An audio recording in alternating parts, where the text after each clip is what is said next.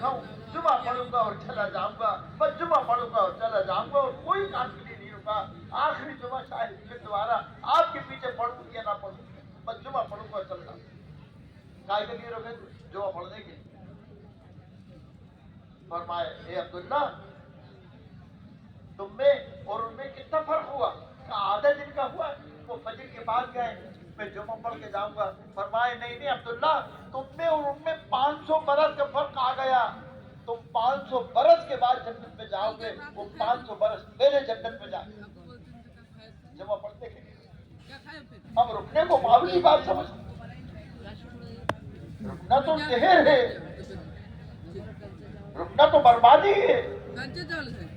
रुका और मिटा, निकलना मदद है, निकलने में कामयाबी है, निकलने में बनना है, अपना भी और उम्मत का भी। फिर आपने फरमाया, ए अब्दुल्ला, पूरे दुनिया में जितना माल है, दुनिया में जितना माल है वो सब तुम्हारे पास हो, वो माल तुम भले कामों में खर्च कर दो, खैर के कामों में खर्च कर दो, भले कामों में, खैर के कामों में खर्च कर दो। तो ये अब्दुल्ला, तुम उनके सवाब को नहीं पहुंच सकोगे जो सुबह फजर में अल्लाह के रास्ते में गए, जो सुबह फजर में अल्लाह के रास्ते में, अल्लाह के रास्ते में कोई दिक्कत नहीं, मामूली काम। मेरे भाइयों, अल्लाह की गैबी मदद है छुट्टी अल्लाह के रास्ते के निकलने। इन्हीं 4-4 महीनों की जमातों ने, कैसे खुशनसीब वो बंदे हैं, कैसे मुखलिस हैं, जिनकी 4-4 महीनों की जमातों ने मुल्कों को दीनदार बना दिया। इस जमाने में, इस जमाने में अल्लाह के माफ फरमा दे, हमारे तो इलाके नहीं बन पा रहे, लोगों ने मुल्क बदल। इंग्लैंड इन्हीं 4-4 महीनों की जमातों से दीनदारों का मुल्क बना। इसे इंग्लैंड के शहर दीनदार के शहर बने इन्हीं 4-4 महीनों की जमातों की मेहनत। सुन्नत शरीयत की जिंदगी बनी, हयादार जिंदगी बनी, बच्चों की दीनी तरबियत करने वाली जिंदगी बनी इन्हीं दावत से, इन्हीं 4-4 जमातों से। मैं कसम खा के कह रहा हूँ, मेरा और तुम्हारा और उम्मत का इलाज है 4-4 महीने कुर्बानी हुए साथ फिरना। 4-4 महीने अल्लाह ने इलाज बना दिया। 40-50 साल की बिगड़ी जिंदगी सही 4 महीने लगा कर आ जाए, पहचान नहीं सकते, ये वही है, पहचान नहीं सकते आप। ऐसा नूर सुन्नतों का, ऐसी तवाज़ु, ऐसी इंकिसारी, ऐसी नमाज, वो बेचारा बिल्कुल बददीन का डूबा हुआ, किसी ने खुशामद जनाबत के 4 महीने को भेज दिया। मामूली हजारों हजारों लाखों मुसलमानों की बददीन जिंदगी दीनदार जिंदगी बनी है इन 4-4 महीनों लगाने से। मुसलमानों के 4-4 महीने लगाने, निकल जाओ, इसमें भलाई है, निकल जाओगे तो बच जाओगे, और नहीं निकले तो खतरा ही खतरा, नहीं निकले तो खतरा ही खतरा। निकलने पर मदद है, इसलिए निकल जाओ। जो मदद आएगी तो हिफाजत भी होगी, जो मदद आएगी तो बच जाएंगे, वरना बहुत खतरे। इसलिए हजरत मौलाना यूसुफ साहब नब्बरअल्लाहु मरकज़हू इरशाद फरमाते थे, अरे इस उम्मत मुस्लिमा के इनफिरादी और इज्तिमाई सारे मसलों का हल तो अल्लाह के रास्ते के निकलने में अल्लाह इस उम्मत का सबसे बड़ा काम। मेरे भाइयों, अल्लाह के नबी सल्लल्लाहु अलैहि वसल्लम का विसाल हो गया। अल्लाह के नबी ने अपनी हयात तय्यबा में एक जमात उसामा इब्न ज़ैद रज़ी अल्लाह ताला अन्हु की इमारत में बनाई। 3000 सहाबा उस जमात में कम हो गए और अल्लाह के नबी सल्लल्लाहु अलैहि वसल्लम की तबीयत खराब हो गई। शदीद आपके सर मुबारक में बड़ा शदीद दर्द, वो दर्द की वजह से आप पर बशी तारी हुई।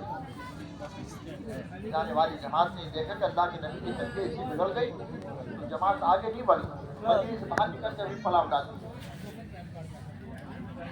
एक पीर से दूसरे पीर तक आपकी तबीयत खराब रही और वो दिन आ गया जिस दिन आपको दुनिया से जाने का वक्त और आप दुनिया से चले गए। आपका जाना था मदीने पर क़यामत आ गई।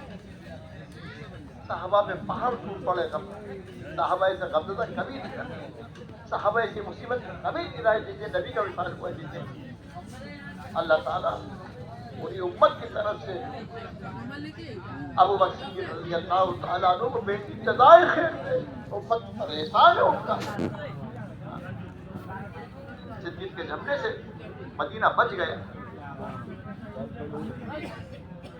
میرے بھائیوں، مدینہ دعوت کوئی معمولی محنت تھوڑی ہے، ہر مسئلوں کا حل ہے، ہر مسئلوں کا علاج ہے۔ بڑی بڑی مصیبتوں کے پہاڑ ریزہ کر دیں گے، ذرہ کر دیں گے، دعوت کے میدان میں چلے۔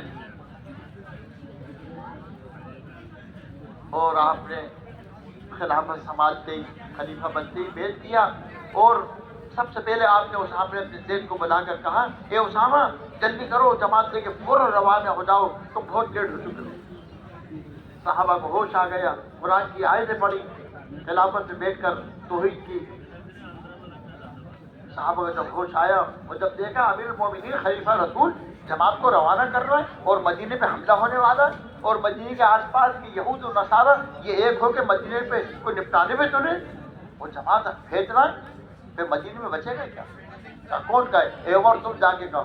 امیر المومنین سے کہا جماعت ابھی مت بھیجی ہے، جماعت مت بھیجی ہے، برے حال ہے جیسا آپ کہتے ہیں۔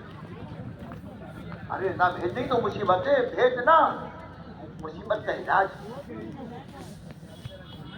مت بھیجیے۔ کون کہے؟ اور پھر تم جا کے کہو امیر المومنین عمر آئے، کہ امیر المومنین اے خلیفہ رسول، میں صاحب کی طرف سے ایک پیغام لے کر آیا ہوں، آپ کو خبر ہے مدینے پہ کیا حملے ہو، کیا حالات آ گئے؟ روم کا بادشاہ 2 لاکھ فوج لے کر مدینے کے حملے کی تیاری پہ لگ گیا، اور مدینے کے آس پاس کے سارے یہود اور نصارہ مناسب ایک ہو کے حملے کی تیاری کروائے۔ مدینے پہ حملہ ہو گیا تو ازواج مطہرات کے کیا ہوگا، مدینے کے کیا ہوگا؟ حضرت ابو صدیق رضی اللہ تعالیٰ عنہ بڑے حلیم تھے، بڑے نرم تھے، بڑے مسکین طبیعت کے تھے، بڑی صفات والے تھے۔ اللہ ان صفاتوں کو ذرہ ہمیں دے دے۔ دعوت میں لگ کر ہمیں صحابہ کی صفاتوں کو ماننا ہے، دعوت میں چل کر ہمیں صحابہ والے ایمان، صحابہ والی عبادت، صحابہ والے اخلاق ماننا ہے۔ ہماری محنت ایسی نہیں ہے، صحابہ کی صفت جھلکا دیں گی زندگی میں، دعوت کے کام میں اخلاق سے آؤ تو زندگی نمونہ بنا دیں گے، کوئی معمولی کام تھوڑی ہے۔ تو حضرت ابو رضی اللہ تعالیٰ جنرل میں آ گئے اور آ کر کہنے لگے، زمانے جہالت میں بڑے بہادر بچے تھے، اب کہہ رہا ہوں جماعت روک دو۔ ارے جن جماعت کو حضرت رسول پاک صلی اللہ علیہ وسلم روانہ کر کے جائیں، میں اسے روکوں؟ اللہ کی قسم کے نہیں ہو سکتا۔ مدینہ رہے یا نہ رہے، جماعت تو جا کے رہے گی۔ مدینے میں حملہ ہو جائے میں اس کو برداشت کروں گا، لیکن جماعت نہ جائے اس کو برداشت نہیں کروں۔ جماعت بھیجی آپ نے، اور آپ نے اور بہت کچھ کہا۔ جماعت بھیجی ہو مدد آئی، جماعت بھیجی ہو مدد آئی۔ یقینی ہے اللہ کے راستے میں نکل کر اللہ کی مدد یقینی ہے۔ حضرت مولانا الیاس صاحب نفر اللہ برکتہ فرمایا کرتے تھے، اللہ کے راستے میں نکل کر اللہ کی مدد یقینی ہے، یقینی ہے، یقینی ہے۔ جو مسلمان اللہ کے راستے میں نکل کر اللہ کی مدد کا یقین نہ کرے وہ زندیق اور بددین ہے، زندیق اور بددین۔